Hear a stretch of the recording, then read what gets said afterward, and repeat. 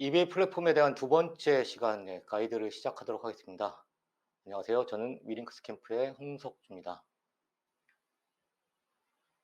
네, 제 소개를 간단히 하자면 저는 글로벌 셀링 현업 셀러이고요. 현재 해외 배송 물류센터를 운영하고 있고 이베이, 아마존 등 다양한 마켓플레이스에서 셀링을 하고 있습니다. 또 컨설팅도 진행하고 있고요. 네. 두 번째 시간인 이번 시간에는 이베이에 상품을 등록하는 방법, 그 다음에 주문 처리하는 방법, 그리고 고객을 응대하고 클레임을 해결하는 방법, 그리고 이베이에서 어떻게 마케팅을 하는지 이렇게 네 가지에 대해서 알려드릴 거고요. 지난 시간에 이베이가 어떤지, 그 다음에 이베이에 어떤 변화가 있었는지, 그리고 이베이의 셀러로 회원 가입하는 방법을 알려드렸듯이 이번 시간에도 차근차근히 설명을 이어가도록 하겠습니다. 네. 첫 번째로 이베이에 상품 등록하는 방법. 상품 등록. 이베이에 상품을 등록하기 전에 사실 먼저 준비해야 될 사항이 있습니다. 첫 번째로 상품명을 먼저 준비해야죠. 만약에 닷컴 사이트로 한다면 영어, D 사이트라고 한다면 독일이니까 독일어로 된 상품명을 준비하셔야 되고요. 상품명은 이제 SEO에 좀 충실하게 만드셔야 됩니다. 왜냐하면 검색 결과에 노출돼야 되기 때문에 SEO에 좀 충실하게 상품명을 만드시고요. 통상 상품명을 어떻게 만드냐면 브랜드명, 모델명, 일반 명칭, 그 다음에 검색 단어 이런 식으로 배치를 합니다. 두 번째로 이제 상품의 이미지를 준비하셔야 되는데 고해상도의 상품 이미지를 최대 12장까지 준비하실 필요가 있습니다. 이베이선 12장까지 등록할 수 있으니까 최대 12장까지 준비하시고요. 다만 주의하실 건 첫 이미지는 반드시 1600 곱하기 1600 픽셀의 정사각형 이미지로 준비하셔야 됩니다. 이 이외에도 몇 가지 이베이의 상품 이미지의 규정이 있는데 관련 규정들을 좀 확인해 보실 필요가 있고요. 그리고 상품 설명도 준비하셔야 되죠. 상품의 디스크립션이라고 하는 영어 또는 해당 국가 언어로 진입하시게 되는 판매 마켓플레이스에 따라서 해당 언어로 상품의 설명을 정리해서 준비하시고 상품의 스펙도 정리해 두셔야 됩니다. 그래서 이베이 상품을 등록할 때 상품의 스페시픽에 각각을 입력해야 되는 경우도 발생할 수 있고 그 이외에도 상품 스펙, 아이템 스펙을 별도로 상품 설명에 기재해서 고객에게 알릴 필요가 있을 수도 있습니다. 그래서 이런 것들을 정리하시면 되고요. 그 다음에 배송비도 미리 확인해 두실 필요가 있습니다. 글로벌 셀링이 대부분 특송사나 옵션을 통해서 발송하게 되는데 특송사는 단순히 포장 무게만을 생각하는 게 아니라 실무게, 실중량만을 계산하는 게 아니라 부피 무게, 최적 중량까지 같이 계산하기 때문에 반드시 내가 이 상품을 주문받으면 발송할 때 배송하게 되는 무게가 얼마만큼 되는지 또 어떤 배송 서비스로 발송해야 되는지 배송 서비스의 옵션을 다양한 배송 서비스를 어떻게 믹스할 건지 등에 대해서 고려하셔서 사전에 배송비를 확인해 두시고요.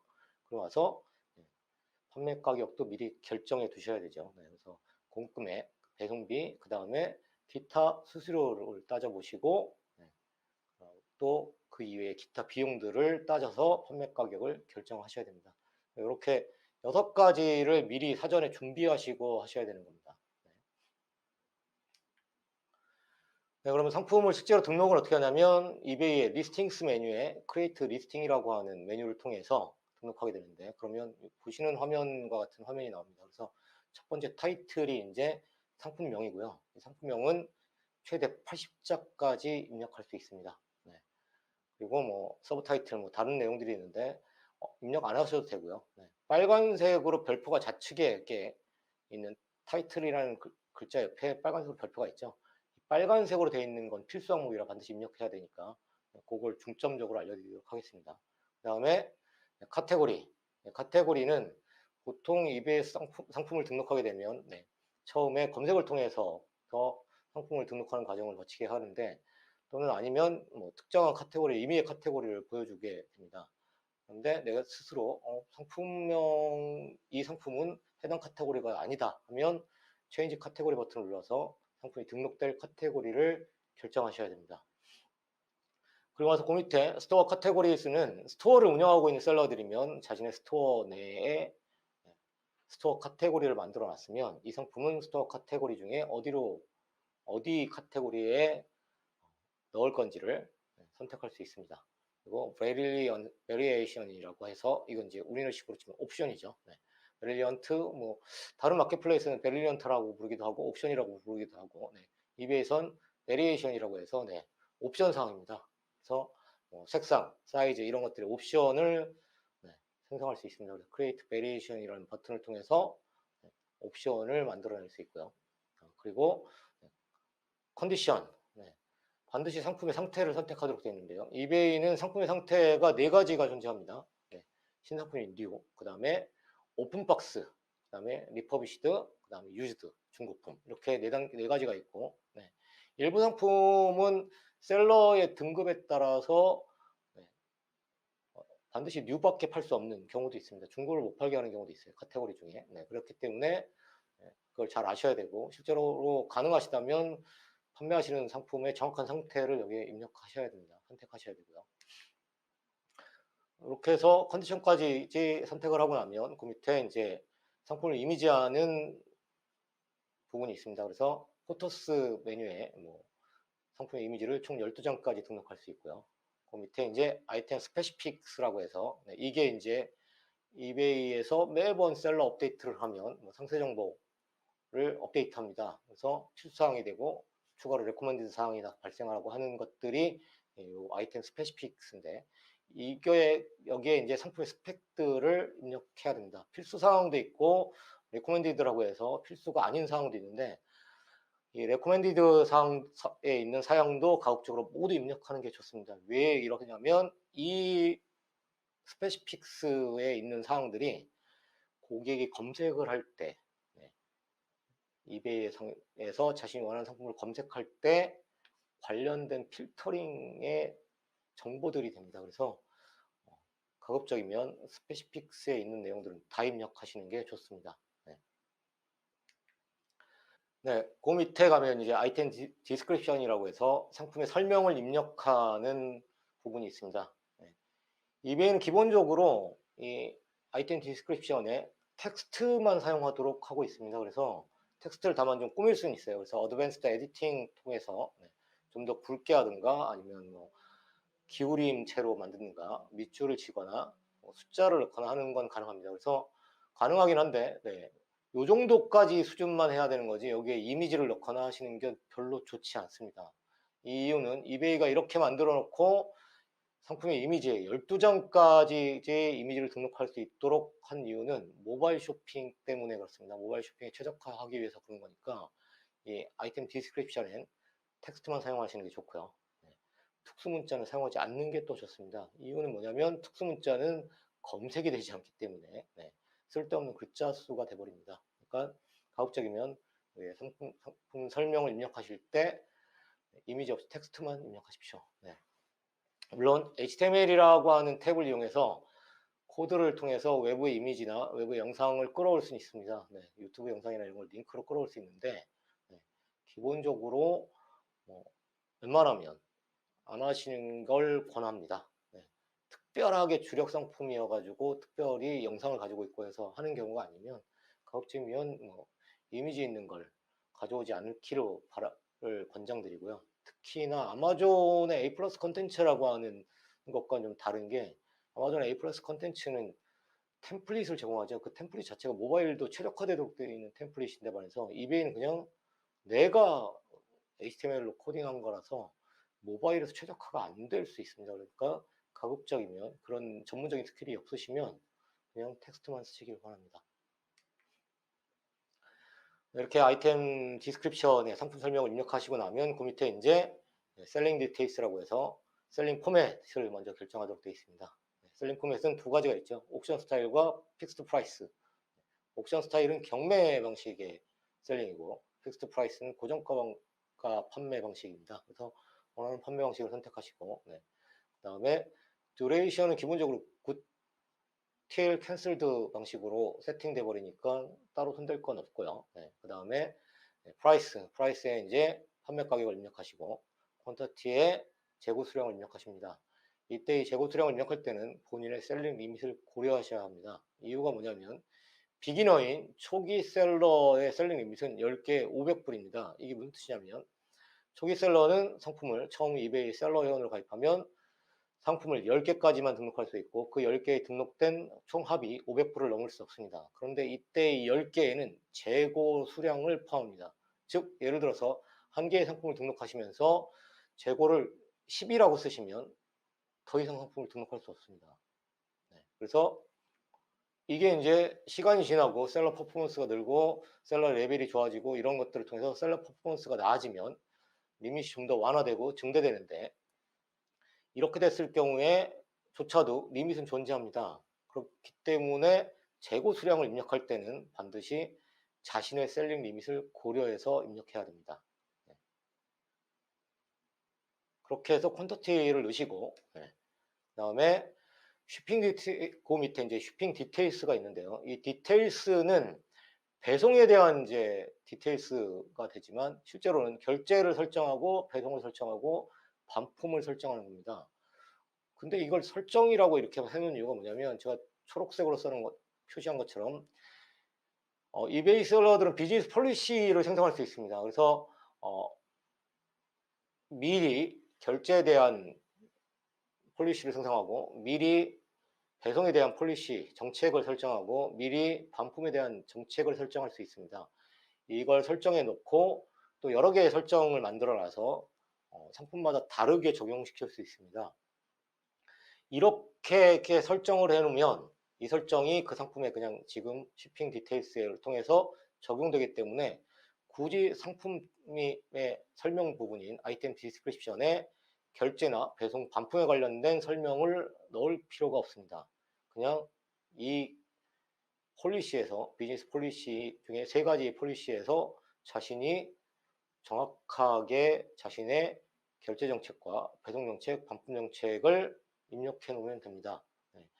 그렇게 해서 폴리시를 생성하게 되는데 별도의 메뉴를 통해서 생성할 수도 있고 상품을 등록하면서 생성할 수도 있습니다. 기본적으로 등록하게 되면 아무것도 없으면 새로이 결제나 배송, 반품을 설정하면서 폴리시가 생성이 되고요. 이후에는 그 생성된 폴리시를 아주 기본적으로 보여주게 되는데 이때 보여주는 거 말고 새로 만들 수 있어서 우측에 빨간색으로 있는 것처럼 그 폴리시가 정확히 뭐였지 하고 다시 확인해보는 뷰, 그 다음에 새로운 폴리시를 만드는 크리에이트 또는 그 폴리시 자체를 수정할 수 있는 에디트를 통해서 바꿀 수 있습니다. 또는 새로 만들 수 있습니다. 이렇게 해서 본인이 판매하시는 상품의 성격 또는 셀링의 성격에 따라서 여러 개의 비즈니스 폴리시를 만들어 놓으시고 각각의 상품을 등록할 때마다 쇼핑 디테일스에서 해당 폴리시를 선택만 하시면 바로 적용이 됩니다. 이렇게 하시는 게 가장 좋은 게 이걸 안 하시고 굳이 아이템 디스크립션에 하단 부분에다가 폴리시적인 내용, 결제는 어떻고 반품은 어떻고 배송은 어떻다라는 걸 굳이 넣어 놓으셔서 나중에 이베이에서 어떤 정책이 바뀌어 버렸을 때 그걸 또 맞춰가느라고 모든 상품의 아이템 디스크립션을 수정하는 이런 걸 하지 않아도 됩니다. 그래서 이 부분 잘 활용하실 필요가 있고요. 그러면서 그 밑에 이제 포장에 대한 정보를 입력할 수 있어요. 요거는 이제 필수값이 아니기 때문에 입력 안 해도 되고요. 그 밑에 이제 아이템 로케이션이라고 해서 상품의 출고지를 입력하도록 되어 있습니다. 이건 필수 사항이라서 상품이 어디서 출고되는지를 꼭 입력해야 합니다. 그렇게 하고 나시면 이제 그 밑으로 이제 세리페스터라고 해서 셀링에 관련된 프로모션과 마케팅 부분을 진행할 수 있는 상품 등록하면서 진행할 수 있는 섹션이 존재합니다. 이게 이제 광고 첫 번째가 이제 프로모티브 리스팅스인데 이게 광고를 진행하는 거냐, 광고를 할 거냐. 이베이에서의 상품 광고는 프로모티브 리스팅에 이르서 광고할 건지를 바로 상품을 등록하면서 결정할 수 있습니다. 광고를 어떻게 진행하도록 되어 있냐면 이베이는 set ad rate라고 해서 지금 마이너스 플러스 사이에 뭐 5.1% 이렇게 써 있는데 여기에 이제 자신이 판매 가격의 몇 퍼센트를 광고비로 집행할 건지를 프로테이지로 퍼센테이지로 기록하는 겁니다. 그 밑에 트렌딩 레이트라고 해서 현재 당신이 등록하고 있는 상품의 광고율 트렌드는 이 정도입니다 하고 이베이가 빅데이터 분석을 통한 예시를 보여줍니다. 그래서 그걸 보고 이보다 좀 더 쓰면 광고 노출이 좀 더 잘 될 거다. 이보다 좀 덜 쓰면 광고 노출이 좀 덜 될 거다. 이렇게 판단해 볼 수 있는 최소한의 기준점이 됩니다. 그래서 광고를 진행할 거면 여기에 설정하시면 되고, 그 밑에 볼륨 프라이싱이라고 해서 이베이 프로모션 중에 하나인데 구매량에 따른 할인을 또 설정할 수 있습니다. 그래서 상품을 등록하면서 하나 사면 디스카운트가 없지만 하나를 더 사면, 예를 들어서 두 개를 사면 얼마만큼 디스카운트 해주겠다.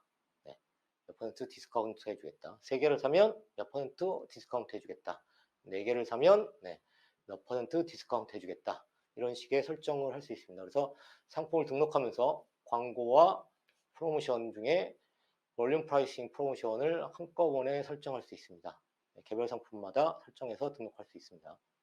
이렇게 해서 더 내려오면 이제 본인이 했던 내용들을 통해서 등록 수수료가 얼마인지가 표시가 됩니다. 이베이에서. 이베이에서는 추가로 몇몇 메뉴들 같은 경우에 상품 등록하면서 몇 가지의 내용 중에 뭘 추가하면 추가로 서브차지 되는 수수료들이 있습니다. 그런 것들을 지금 하나도 선택 안 하면 등록 수수료는 스토어를 운영하고 있다면 스토어 운영에 따라서 제공되는 무료 리스팅 수에 해당된다면 피가 0이 될 거고요. 그래서 등록 수수료가 얼마인지를 확인해 보고 그 다음에 리스트 아이템이라고 하는 버튼을 클릭하면 상품이 등록됩니다. 이렇게 등록된 상품을 어떻게 관리하냐면 이베이에서 리스팅스라고 하는 메뉴를 통해서 관리하는데요.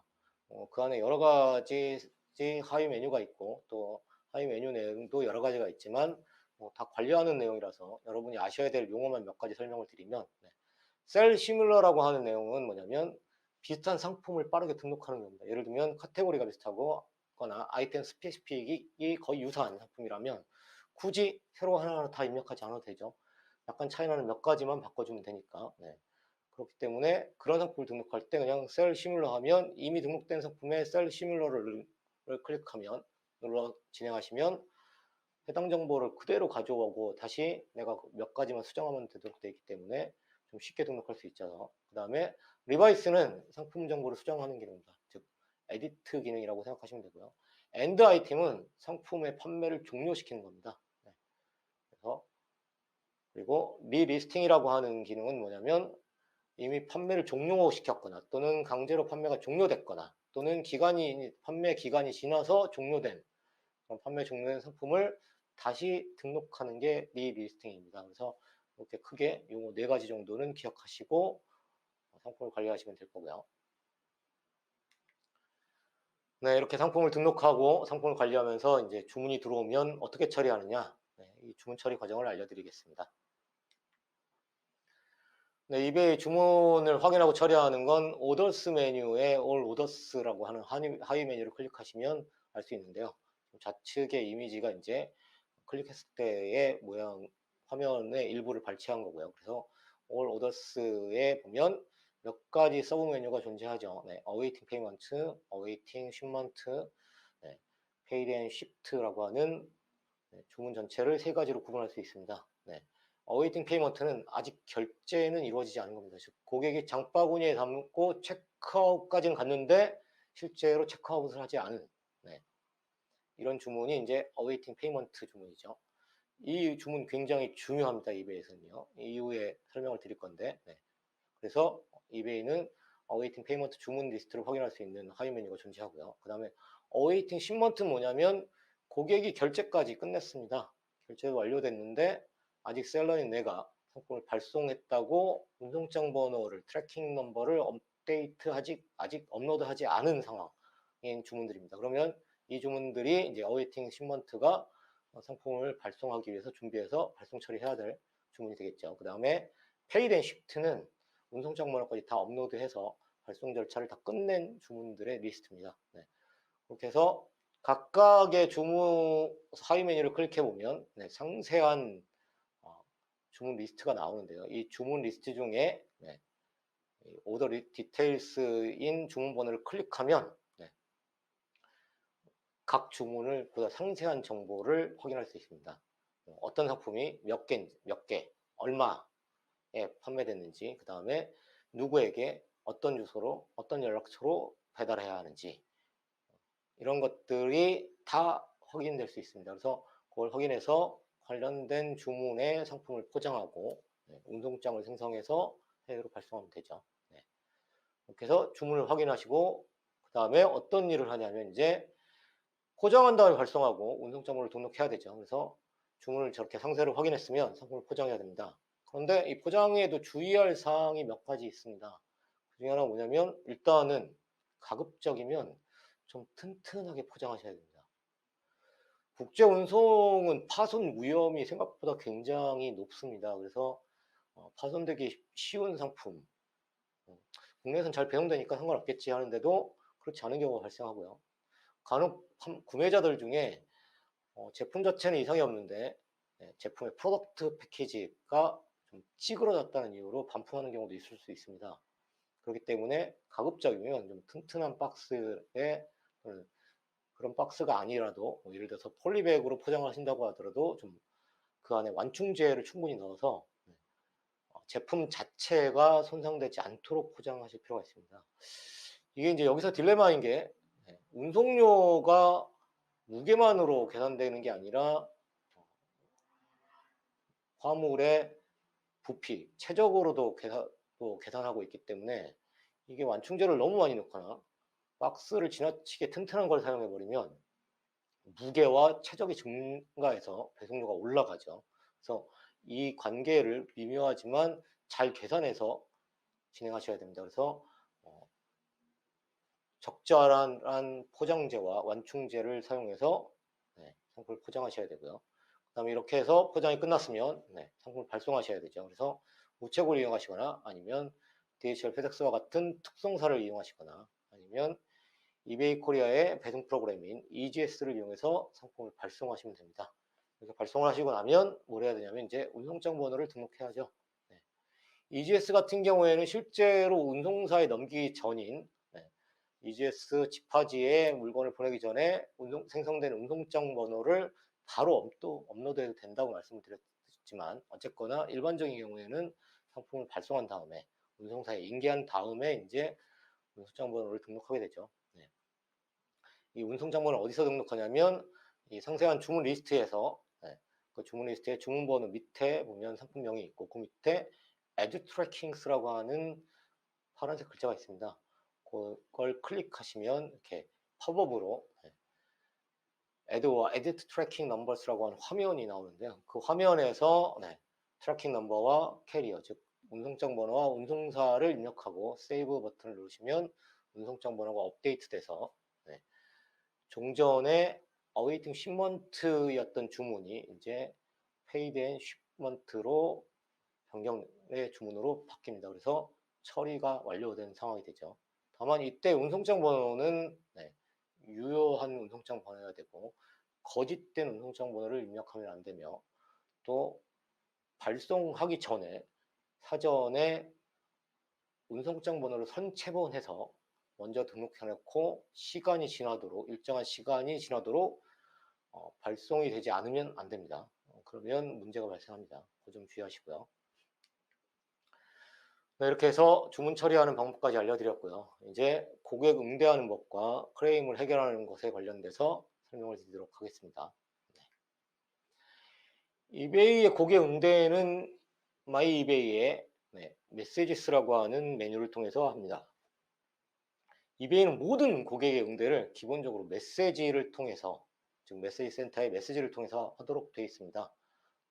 이메일을 주고받고 하는 것들을 허용하지 않습니다. 기본적으로. 그래서 고객 응대는 모두 메시지로 하도록 되어 있고, 이 고객 응대 내용 중에는 이게 고객의 요청 사항도 있고, 이 요청 사항이 질문도 있을 수 있지만 이 요청 사항 같은 경우에 시간이 지나서 고객이 해당 내용을 에스컬레이트 하면 이게 크레임으로 전환될 수도 있습니다. 그래서 기본적으로 이베이 셀러는 고객의 메시지는 1영업일 이내에 회신할 필요가 있습니다. 메시지에 늦게 회신하면 그게 만약에 크레임에 관련될 크레임을 발생시킬 만한 소지가 있는 내용이면 그러면 고객 응대를 늦게 하시면 안 됩니다. 그래서 기본적으로 1영업일 이내에 회신하기를 권해드립니다. 1일 이내가 아니라 1영업일 이내니까 주말에 회신하실 필요는 없고요. 네. 네, 이제 크레임이 발생을 하는 경우가 있는데 크레임은 크레임이란 용어로 표현해서 그렇지 전반적으로 이렇게 크게 세 가지 정도 상황이 발생할 수 있죠. 하나가 이제 주문을 취소하는 경우, 그 다음에 반품을 요청받은 경우, 그 다음에 eBay 안에서 발생할 수 있는 건데 피드백에 관련된 부분, 이렇게 세 가지가 있습니다. 그래서 주문을 취소하는 경우는 두 가지로 용어를 쓰는데 하나가 뭐냐면 UPI, Unpaid Item, 또 다른 하나가 CT에서 Cancel Transaction이라고 합니다. 예, UPI 경우는 뭐냐면 아까 말씀드린 것처럼 고객이 주문을 했는데 결제는 아직 안 한 겁니다. 그럼 이게 뭐가 문제냐? 네, 고객이 주문을 하고 아직 결제를 안 했어도 이베이는 수수료를 차징합니다. 네. 그렇기 때문에 unpaid item인 UPI면 셀러는 뭘 해야 되냐면 고객에게 결제해달라고 요청을 해야 되고, 결제를 하지 않을 거면 주문을 취소해달라고 요청을 해야 되고, 고객이 주문 취소에 동의를 받아서 주문을 취소해야 합니다. 이걸 하지 않으면 말씀드린 것처럼 결제도 못 받았는데 판매 수수료가 징수됩니다. 두 번째, CT는 셀러인 내가 주문을 취소하는 거죠. 품절 이런 사유로. 몇 가지 사유들이 있는데 CT 트랜잭션은 몇 가지 사유가 있습니다. 근데 셀러의 책임 사유가 있고 바이어의 책임 사유가 있는 경우가 있는데 말 그대로 주문이 취소되는 경우는 고객이 단순 변심하는 경우도 있죠. 고객이 부당한 요구를 하는 경우도 있을 수 있습니다. 또는 셀러가 품절이어서 주문을 취소해야 되는 경우도 있죠. 그렇게 해서 바이어가 책임이 있는지 셀러의 책임이 있는지의 경우에 따라서 페널티가 주어질 수 있고 주어지지 않을 수 있습니다. 그래서 고객을 그것에 맞춰서 진행하셔야 됩니다. 그래서 가급적이면 셀러는 품절로 인해서 또는 셀러의 문제로 인해서 주문을 취소하더라도 고객을 좀 잘 설득하셔가지고 셀러 책임이 아닌 바이어 책임의 내용으로 트랜잭션을 캔슬하는 쪽으로 유도할 필요가 있습니다. 왜냐하면 바이어 책임으로 트랜잭션이 캔슬되는 케이스가 발생을 하면 셀러 퍼포먼스에 문제가 생깁니다. 이제 이 주문 취소는 말 그대로 상품이 아직 발송하기 전이죠. 그러니까 그래서 주문 취소가 가능한 거고, 만약에 이제 상품이 이미 발송이 되면 중간에 리턴 시킬 수가 없죠. 기본적으로요. 셀러도 그 다음에 수취인데요. 그렇기 때문에 그 다음에 진행되는 건 이제 반품을 요청하는 케이스로 진행됩니다.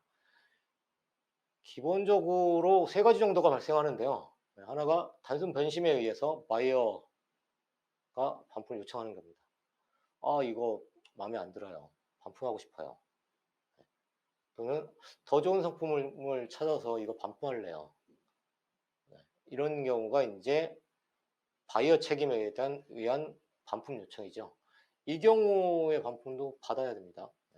수락하지만 대신에 바이어 책임이니까 리턴 배송비는 바이어가 부담하도록 되어 있습니다.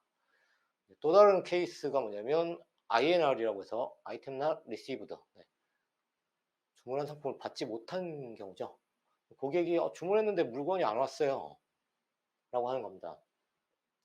이 케이스는 셀러에게 굉장히 커다란 디펙트로 적용하는 케이스가 될 수 있습니다. 그렇기 때문에 셀러는 상품이 배달되지 않았다고 하면 이게 배달 예정일이 아직 지났는지 안 지났는지를 확인하고 제공한 트래킹 넘버가 얼마나 유효한지, 그 다음에 그 트래킹 넘버를 통해서 배달이 얼마만큼 진행되고 있는지를 명확하게 조회할 수 있는 내용들까지 다 고객에게 제공함으로 해서 고객을 진정시킬 필요가 있습니다. 그러나 이 고객이 진정이 안 되고 결국 그걸 크레임으로 끌고 가버리면, 케이스가 에스컬레이트 돼버리면 그때는 셀러는 환불을 해주거나 반품도 못 받았는데 환불을 해주거나, 또는 억울한 부분이 있으면 어필을 해서 이베이에게 판단을 맡길 수도 있습니다. 또 다른 케이스가 이제 스네드 케이스라고 해서 SNAD. 이 경우에 스네드 케이스는 뭐냐면 상품이 받았는데 물품이 상품 페이지, 상품 설명에 있는 내용과 다릅니다라는 경우입니다. 이게 뭐냐면 예를 들면 색상이 다릅니다. 또는 상품 설명에서 얘기해준 또는 아이템 스페시픽스에서 나온 스펙하고 사양하고 다릅니다. 네. 이런 것들을 포함해서 다르다는 겁니다. 근데 이 내용 중에 하나가 뭐냐면 물건을 받았는데 상품 이미지에 있는 것과 다른 색상뿐만이 아니라 상품 이미지에 있는 것 중에 일부의 부분품이 빠져 있습니다. 또는 상품이 파손되어 있습니다. 또는 상품 설명엔 이런 기능이 있다고 했는데 그런 기능이 없습니다. 를 포함해서 모든 상품의 판매자가 이 상품의 이미지와 디스크립션, 스페시픽스를 통해서 제공한 상품 정보와 다른 부분이 있습니다가 스네드 케이스고, 이 때문에 반품을 요청하면 이것이 명확하면 셀러는 무조건 반품을 받아야 되고, INR 케이스처럼 정말로 배달이 안 되고 있으면 이것도 당연히 셀러가 책임져야 하고, 이런 경우에 INR 케이스 같은 경우에는 고객이 물건을 아직 받지 않았으니까 상관이 없는데, 스네드 케이스 같은 경우에 고객에게 반품 배송비를 지불하거나 또는 반송 라벨을 발행해 줘야만 합니다. 이렇지 않고 미적미적거리면 심각하게 디펙트로 작용합니다. 자, 이제 또 다른 걸로 이제 고객으로부터 피드백을 이베이는 받죠.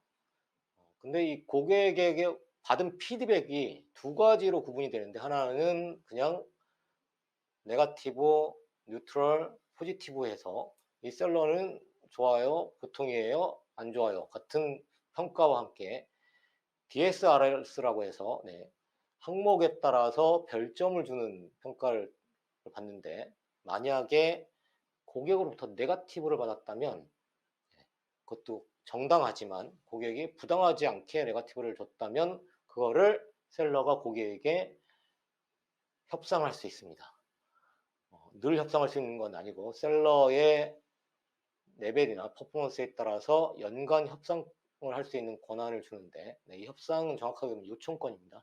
요청권을 주는데 한 번 요청하면 다시는 요청 못합니다. 그리고 요청권 하나 그냥 사라지는 겁니다. 고객이 그 요청을 수락하고 안 하고는 아무 상관이 없습니다. 어쨌거나 그렇게 요청을 해서 네거티브를 포지티브로 또는 뉴트럴로 변경시킬 수 있습니다. 이게 이제 고객의 요청에서 피드백을 수정하는 방법이고, 아예 고객의 부당한 요구에 의해서 그 요구를 들어주지 않았더니 부당한 요구를 들어주지 않았다는 이유로 고객이 디펙트를 남겨버리면, 즉 피드백을 남겨버리면 이걸 통째로 이베이에 어필해서 이 내용을 어필해서 이 디펙트를 삭제받을 수 있습니다. 이렇게 해서 커다랗게 이베이에서 발생할 수 있는 크레임을 해결하는 방법에 대해서 좀 알려드렸습니다. 네, 이제 이베이에서 할 수 있는 마케팅을 알려드릴 겁니다. 이베이에서 할 수 있는 마케팅은 두 가지가 되는데요. 첫 번째는 이제 프로모션. 셀러가 스스로 특별한 비용을 발생하는 거 없이 이베이에 어떤 수수료나 비용을 지불하지 않고 할 수 있는 프로모션이 있고요. 자기 스스로 비용이 발생하는 경우죠. 그 다음에 이베이에 비용을 지불해야 되는 광고가 있습니다. 이 이베이에서 프로모션은 이제 이베이에 특별한 비용을 지불하지 않고 진행하게 되는 건데, 어디서 진행하냐면 마케팅 메뉴에 프로모션스라고 하는 메뉴를 통해서 진행할 수 있습니다. 화면에 보시는 것처럼 이렇게 마케팅 메뉴를 클릭하면 프로모션스라고 하는 메뉴가 있죠. 그걸 클릭하면 우측에 보시는 것처럼 크리에이트 프로모션이라는 메뉴를 화면이 바뀌는데, 거기서 우측에 크리에이트 프로모션이라는 버튼을 클릭하면 하위 메뉴가 5가지 있습니다. 이게 이베이에서 진행할 수 있는 프로모션 총 5가지입니다. 설명을 드리면 오더 디스카운트가 있고, shipping 디스카운트가 있고, 볼륨 프라이싱이 있습니다. 그리고 코드 리스크 쿠폰이 있고, 세일즈 이벤트 플러스 마크다운이 있습니다. 이 중에 볼륨 프라이싱은 상품을 등록할 때도 진행했던 거죠. 할 수 있는 내용이죠. 구체적으로 설명을 드리면 오더 디스카운트는 뭐냐면 주문 금액 또는 주문 양에 따라서 할인 혜택을 제공하는 겁니다. 예를 들면 주문 금액으로 하면 100불 이상 구매 시 10%를 할인해 드립니다. 또는 수량으로 하면 2개 이상 구매 시 10%를 할인해 드립니다. 이게 오더 디스카운트고요. 이건 고객이 주문을 했을 때 할인을 받는 거죠. 네. 또 다른 하나가 shipping 디스카운트입니다. 그래서 이거는 뭐냐면 주문 금액 또는 주문량에 따라서 배송에 대해서 혜택을 제공하는 겁니다. 예를 들면 100불 이상 구매하면 무료 배송해 드리겠습니다. 또는 50불 이상 구매하면 배송 서비스를 업그레이드 해 드리겠습니다. 이런 내용인데 아쉽게도 한국 셀러는 사용할 수가 없습니다. 네. 그래서 고려 대상이 아니고요. 네. 그래서 남은 게 이제 그러면 처음 설명드린 오더 디스카운트가 되고요. 이제 두 번째로 이제 볼륨 프라이싱이 있는데, 볼륨 프라이싱은 뭐냐면 상품 등록할 때 두 개 사면, 세 개 사면, 네 개 사면 할인을 주는 거였죠. 그런데 이게 그러면 오더 디스카운트하고 무슨 차이가 있느냐? 오더 디스카운트는 주문량에 따른 혜택을 적용할 때 한 개의 상품만 가지고 적용하지 않을 수 있습니다. 여러 개의 상품에 적용해 놓으면 이거를 합쳐서 두 개 이상 사면 이런 식이 돼버릴 수 있는데, 볼륨 프라이싱은 그 특정한 한 상품을 여러 개 주문할 때만 할인을 적용하는 겁니다. 그 다음에 코드리스 쿠폰을 생성한 다음에 할인 쿠폰 같은 걸 생성해 가지고 그걸 고객한테 제공하는 거죠. 어떻게 제공하느냐? 뭐 SNS 채널을 통해서 제공해도 되고, 또는 이베이 내에서 쿠폰을 걸어놓고 제공할 수도 있고요. 해서 이 쿠폰을 사용하면 할인을 받습니다. 같은 게 되는 거죠. 그렇게 이 경우는 이제 보통 쇼핑 시즌에 특히 SNS나 다른 외부 채널들에게 쿠폰을 링크를 줘가지고 그들이 이베이 내 상품에 들어와서 상품을 구매할 수 있도록 이렇게 하는 경우에 많이 사용합니다. 그래서 쇼핑 시즌에 적극적으로들 활용하는 케이스죠. 그리고 이제 세일즈 이벤트 플러스 마크다운은 이베이의 상품을 보다 보면 판매 가격에 이렇게 쭉 거져 있고 새로운 가격이 써 있는 경우가 있습니다. 이게 마크다운이라고 하는 기능인데요. 네. 이건 아무 때나 쓸 수 있는 게 아니라 이 프로모션의 세일즈 이벤트 플러스 마크다운을 프로모션을 진행할 때만 나타납니다. 그래서 이게 뭐냐면 세일즈 이벤트 특정 기간 할인이고요. 동시에 마크다운 이렇게 가격이 표시가 돼서 마킹돼서 디스카운트 금액을 표시해주는 마크다운, 이 두 가지를 같이 이루어지는 거라서 특정 기간 동안 상품 가격을 할인하는 걸 세일즈 이벤트 플러스 마크다운이라고 합니다. 예를 들면 4월 한 달 동안 10% 할인합니다. 얘가 좀 특별한 이슈인 게 다른 디스카운트들은 검색 결과의 상품 리스트에서 검색 결과 리스트에서 표시가 안 되는데 세일즈 이벤트 플러스 마크다운은 리스트에서 표시가 됩니다. 나머지 프로모션인 오더 디스카운트나 볼륨 프라이싱이나 같은 디스카운트 프로모션들은 상세 페이지에 들어가야지 보여지는데 세일즈 이벤트 플러스 마크다운은 구매자들이 또는 잠재 구매자들이 이베이에서 검색해서 상품의 리스트를 볼 때 그 리스트에서도 볼 수 있다는 겁니다. 표기가 됩니다. 그래서 적극적으로 활용해 볼 만한 가치가 있는 프로모션이죠.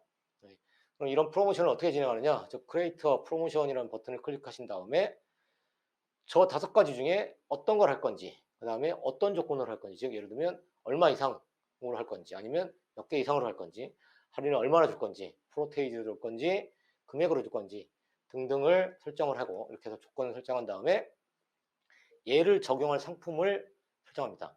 이때 특정한 한 개의 상품만 적용할 수도 있고, 특정한 카테고리 전체를 적용할 수도 있고, 또는 여러 개의 상품을 선택해서 적용할 수 있습니다. 이렇게 적용을 하면 오더 디스카운트에서는 그렇게 적용된 상품들이 이 상품 하나, 저 상품 하나 하면 2개 이상의 주문일 때 할인을 받을 수 있는 반에서, 볼륨 프라이싱은 이렇게 2개 사봐야 할인이 적용이 안 되죠. 네. 요게 차이입니다. 네. 그렇게 해서 그런 상품들을 설정하고 그 후에 이 기간을 얼마만큼 할 건지를 시작하는 시간과 종료하는 기간을 설정합니다. 그리고 나서 이 이벤트, 이 프로모션의 명칭을 본인이 결정하고 관련된 문구를 기록하고 또 배너까지 등록할 수 있습니다. 그렇게 해서 해놓으면 외부에 그 배너나 이런 것들을 노출시킬 수 있고 보여지게 할 수 있습니다. 그래서 그런 것들을 등록하고 나서 세이브하시면 프로모션은 등록됩니다. 참고로 이베이에서 셀링을 하시면 끊임없이 프로모션을 회전시켜야 합니다. 셀링을 하시려면 그냥 상품만 등록해 놓고 잘 팔리겠지 하시면 생각보다 성과가 좋지 못하고요. 계속해서 프로모션을 충분히 진행하시는 게 좋습니다. 그렇게 해야 노출도 좀 더 잘 되고 고객들도 프로모션을 통해서 구매 의욕구가 좀 더 상승하기 때문에 기본적으로 프로모션을 계속 진행한다고 생각하시면 됩니다. 이 얘기는 A라는 상품을 놓고 이달에도 10% 할인, 다음 달에도 또 다시 프로모션 10% 할인 이렇게 하라는 뜻이 아닙니다. 계속 새로운 프로모션 풀을 만들어서 언제나 내 스토어, 내 상품들은 프로모션이 진행되고 있는 상태를 유지하라는 말씀을 드리는 겁니다. 네, 이제 이베이의 프로모션 이거는 이제 말 그대로 할인을 줬으니까 내 마진이 이익이 줄어드는 거긴 한데 이베이에 따로 비용은 내지 않죠. 근데 광고는 이제 이베이 광고비라는 걸 내는 형태로 진행됩니다. 그래서 이베이의 또 다른 마케팅, 프로모션과 다른 마케팅이 상품 광고입니다. 이 광고는 이베이는 광고라는 용어가 아니라 프로모티드 리스팅스라고 하는 용어로 사용되고 어디서 진행하냐면 마케팅 메뉴의 하위 메뉴 중에 프로모티드 리스팅스라고 하는 메뉴를 통해서 진행합니다. 광고를 진행하는 순서가 어떻게 되냐면 광고 진행하는 상품을 먼저 선택하게 돼 있습니다. 그래서 특정한 한 개의 상품을 개별적으로 선택할 건지 그러면 이제 Select Listings Individually가 되고요. 그게 아니고 벌크로 하는 경우는 뭐냐면 특정한 카테고리를 이 카테고리 내 스토어의 이 카테고리의 상품 모두를 광고하겠다 라든가 또는 이베이 이 카테고리에 등록되어 있는 내 모든 상품을 광고하겠다 이렇게 선택할 수 있습니다. 그래서 둘 중에 하나로 상품을 선택하고요. 그 다음에 광고 비용을 결정합니다. 그래서 상품을 선정한 다음에 그 하단에 각각의 Set Ad Rate를 클릭해서 광고 비용을 퍼센티지로 다 결정합니다. 그리고 난 다음에 리뷰 앤 런치 메뉴로 가서 이 캠페인, 이 광고 캠페인인 프로모트 리스팅 캠페인의 캠페인 네임을 입력하시고 기간을 설정한 다음에 이게 광고여서 하단에 보면 I agree 뭐라고 해가지고 광고비를 집행하는 데 대한 약관에 동의하시겠습니까 하는 내용이 있는데 그걸 체크하고 나서 런치하면 런치 버튼을 클릭하면 광고가 생성되고 진행됩니다. 이런 이베이 광고의 가장 큰 특징은 뭐냐면 우측에 설명드리는 건데 광고 효과로 상품에 스폰서드라고 하는 조그만 표시가 됩니다. 그래서 이런 표시를 단체로 상품에 원래 노출될 수 있는 순위보다 높은 순위의 상품을 노출을 시켜줍니다. 즉 예를 들어서 원래 상품이 그냥 했으면 3페이지 정도에 노출될 상품인데 광고를 진행함으로 해서 1페이지에 노출될 수 있다는 뜻입니다. 대신에 그 상품에 스폰서드라고 하는 마크가 달려있게 됩니다. 그래서 이 광고의 효과는 상품의 노출 순위를 높여주는 거고요.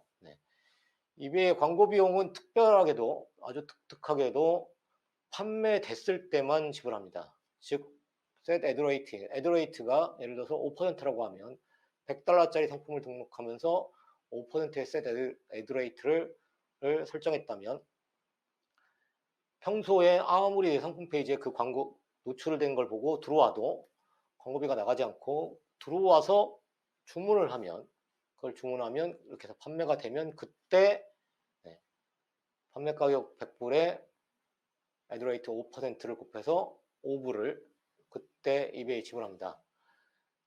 이렇게 광고가 되어 있습니다.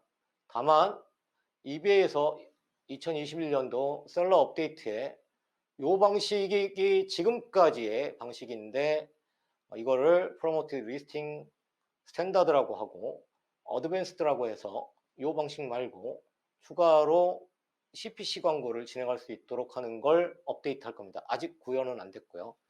현재 이제 이 영상이 만들어진 시점에서는 구현은 안 됐고 이제 발표는 되어 있는 상태입니다. 그래서 이런 식으로 광고를 진행할 수 있습니다. 이제 이베이 전체에 대해서 2시간에 걸쳐서 2번에 걸쳐서 설명을 드렸고요. 이번 시간에 설명을 드린 상품 등록, 주문 처리, 그다음에 고객 응대, 클레임 해결, 그리고 이베이 마케팅 관련돼서 자주 묻는 질문에 대한 내용과 답변을 알려드리겠습니다. 고객이 반품을 요청하면 거절해도 되나요? 네. 약간 애매한데 기본적으로 거절이 어렵습니다. 네. 고객의 반품 요청은 단순 변심에 의한 요청이더라도 수용해야 합니다. 반품은 고객에게 단순 변심, 주문 실수 등의 바이어 책임인 경우하고 상품이 브리치하는 스네드 또는 5배속 난거, 파손, 가품 이 다 스네드죠. 근데 특히 5배송이면 뭐 다른 제품이 나온 경우고요. 아직 물건을 받지 못했다든가 이런 경우에 반품 요청은 없이 그냥 주문 취소를 시켜야 되는 환불을 요청받겠죠. 그런 것처럼 이렇게 상품 불일치, 5배송, 파손, 가품 이게 모두 스네드 케이스인데 이런 케이스에는 셀러 책임의 경우로 나누게 되는데 반품 사유를 발생한 책임자가 반송료를 부담해야 합니다. 즉 만약에 단순 변심이나 주문 실수를 이유로 고객이 반품을 요청하면 이건 바이어 책임이기 때문에 반송료를 고객이 부담해야 되고 그렇지 않고 상품 브리치나 파손 같은 셀러 책임이 경우라면 셀러는 고객에게 반송료를 지불하거나 반품 나벨을 제공해야 합니다. 그런데 다만 이 구매자들이 셀러에게 반품을 요청하는 이 리턴 요청이 굉장히 불합리하거나 한 경우가 있을 수 있습니다. 얼토당토 않은 사유를 들어가지고 뭐가 어떻네, 파란색 같아 보였는데 파란색이 사진에 있는 것하고 약간 다른 파란색이다. 뭐 이런 얼토당토 않은 얘기. 그 다음에 뭐 10불짜리 장난감에 스펙으로 다 사이즈를 써놨는데 사진 보고는 이게 되게 큰 인형인 줄 알았는데 받았더니 인형 안 크더라. 근데 이미 스펙에 사이즈를 다 써놨단 말이에요. 이거 허위 상품이다. 이렇게 하면서 불합리한 이유로 반품을 요청하고 자신이 반품 배송비를 지불하지 못하겠다라고 하는 경우가 있을 수 있죠. 이런 경우에 이런 요청이 굉장히 불합리하고 이를 명백하게 입증할 수 있는 증거를 제시할 수 있는 경우 이 두 가지 요건이 다 충족돼야 됩니다. 불합리하긴 한데 고객에게 얘기하고 있는 그 불합리를 입증할 수 있는 증거를 제시할 수 없으면 성립이 안 됩니다. 그래서 이 두 가지 요건을 다 갖춰지면 그러면 이 반품을 수락하지 않고 이베이에 스텝인 시켜서 어필할 수 있습니다. 그러면 이베이에서 판단해서 결정해 주는데 충분한 근거가 있고 그 증거를 제시할 수 있어야 된다고 말씀드렸죠. 배송이 진행됐는데 배송을 받았답니다. 그런데 배달 완료가 됐는데 수취인이 아닌 전혀 엉뚱한 사람으로 배달 완료가 됐다든가 이런 증거는 확인이 안 됩니다. 성립이 안 돼요. 또는 나는 물건을 다 보냈는데 고객은 그 중에 일부분 부품이 없어졌댄다. 그럼 물건 다 보낼 때 전품이 다 있었다는 근거 사진이 없으면 안 됩니다. 이런 식으로 명백한 근거까지 갖고 있을 경우엔 반품 수락하지 않고 이베이에 어필하시면 됩니다. 그러면 이베이에서 고객이 되게 애매하다 싶으면 그냥 이베이가 책임지고 고객한테 환불해주고 셀러인 나한테는 차징 안 합니다. 만약에 명백한 근거가 없거나 그래서 또 고객에게 요구가 이베이 입장에서 그렇게 불합리하다고 보여지지 않으면 억울해도 이베이는 바이어에게 환불해주고 셀러에게 비용을 차징해 갈 수 있습니다. 이런 경우들이 발생할 수 있기 때문에 명백하게 입증하는 증거를 갖고 있지 않으면 원만하게 고객에게 부불 환불이나 뭐 다른 인센티브를 제공하는 걸로 합의를 봐야 합니다. 그렇지 않으면 무조건 반품을 진행하셔야 되고요. 고객이 남긴 디펙트를 삭제할 수 있습니까? 아까 크레임에서 말씀드렸죠. 삭제할 수 있습니다. 고객이 남긴 부당한 피드백하고 DSR 등은 이베이에 요청해서 삭제할 수 있습니다. 근데 이 삭제의 조건이 있기 때문에 설명을 드리는데 디펙트의 삭제는 거래일로부터 90일 이내에만 가능합니다. 또 90일 이내이긴 한데 케이스가 진행 중인 경우의 건은 신청도 할 수 없습니다. 그래서 케이스가 종료된 다음에나 신청할 수 있고 이 종료됐거나 또는 케이스가 없거나 뭐가 있든 간에 거래일이 거래 자체가 클리어한 상태에서 90일 이내에 거래일로부터 90일 이내에만 요청할 수 있습니다. 그런데 어떤 디펙트든 간에 다 삭제받을 수 있느냐? 그게 아니고요. 고객이 부당하다라고 보여지는 경우를 eBay에서 기본적으로 명시해 놨습니다. 그래서 그 사유가 명확하게 제시되어 있으니까 해당 사유인 경우에 만 디펙트 삭제를 요청하실 수 있고, 잘 모르겠다 싶으시면, 이 사유에는 해당되지 않지만 굉장히 부당하다 싶으시면 이베이 코리아에 이런 사유로도 가능한지를 문의하시면 됩니다. 그럼 사유를 살펴보면, 관세나 부가세 문제로 인해서 네거티브를 남기거나 아니면 DSR을 남긴 경우, 안 좋은 DSR을요. 또 통관 지연에 따라서 이런 일이 통관이 지연되는 사태에 의해서 배송이 지연된 경우, 또 상품에 명시된 내용에 대한 불만.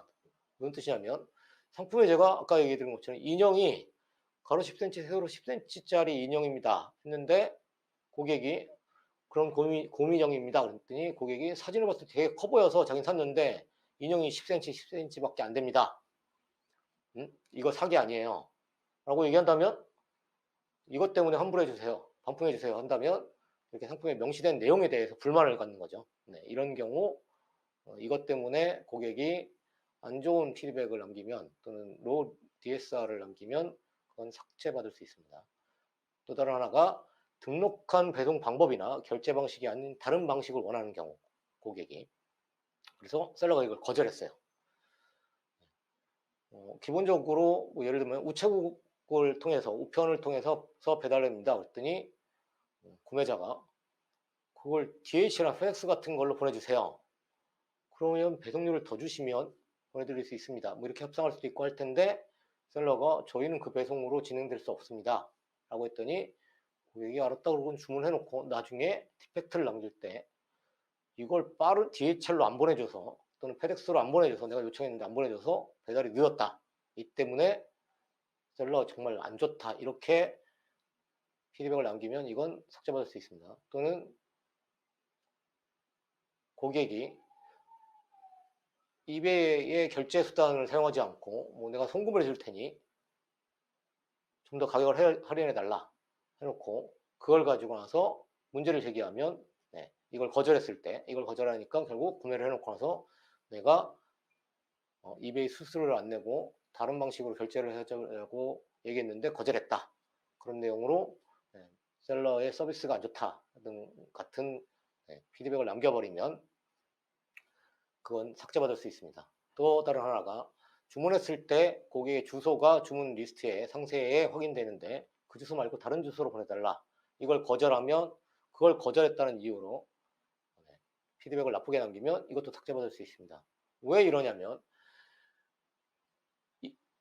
계정이 도용됐을 수도 있기 때문에, 신용카드 정보와 고객의 신용카드 결제 정보와 계정 자체 정보가 도용되는 경우가 있을 수 있어서 이베이는 엄격하게 셀러의, 그러니까 구매자의 프로필 정보에 있는 주소로 배달하도록 되어 있습니다.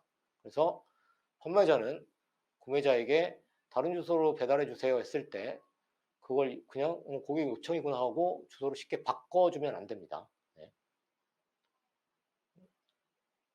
거절하시는 게 오히려 나을 수 있습니다.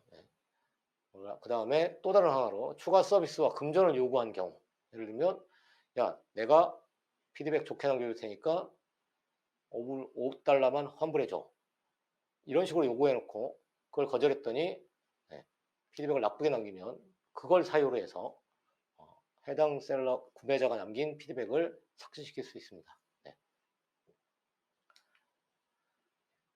이런 이베이에서 셀러 레벨 관리를 어떻게 하느냐 하는 질문이 있는데요. 보통 이베이는 셀러 레벨을 주기적으로 평가하고 그 평가 결과에 따라서 검색 노출 순위 등을 결정합니다.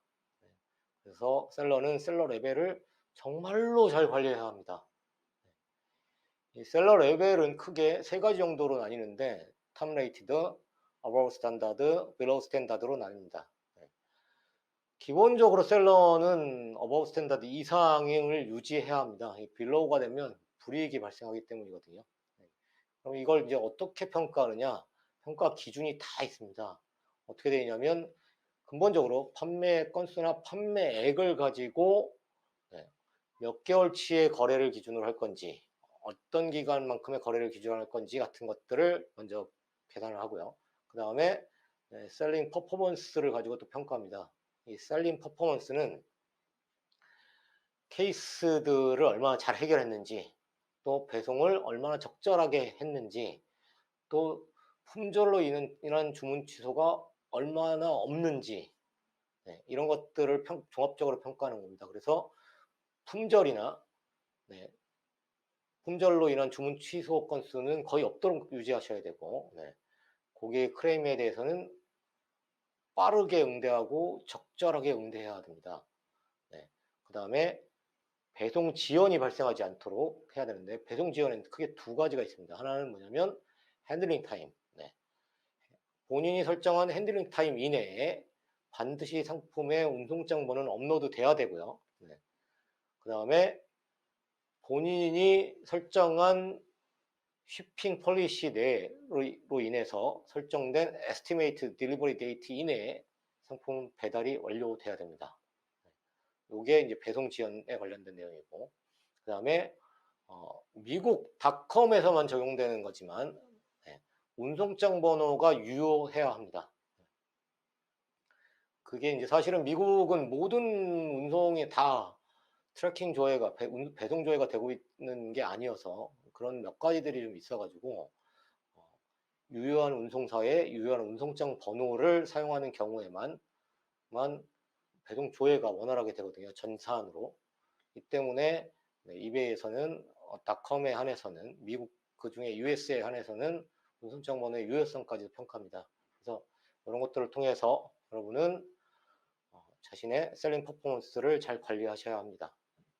온라인상에서 중소벤처기업진흥공단에서 운영하고 있는 고비즈 코리아라고 하는 사이트가 있습니다. 이 고비즈 코리아의 사이트에 가시면 온라인 수출 LOS 센터라고 하는 메뉴가 있습니다. 이 메뉴에 가시면 글로벌 셀링을 하시면서 또는 온라인 수출을 하시면서 발생할 수 있는 문제들이나 의문점들을 질문하시거나 하시면 전문가의 답변을 받으실 수 있고, 또 이 온라인 수출 LOS 센터에서 다양한 전문가들의 강의나 강연을 알려드리고 있고 진행하고 있으니까 그걸 참고하셔도 좋습니다.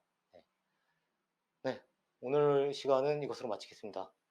수고하셨습니다. 감사합니다.